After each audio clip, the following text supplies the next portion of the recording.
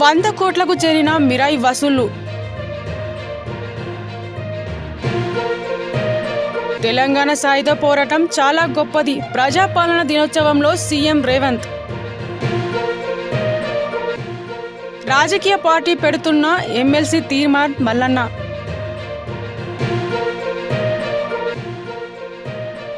నేడు విశాఖకు సీఎం చంద్రబాబు.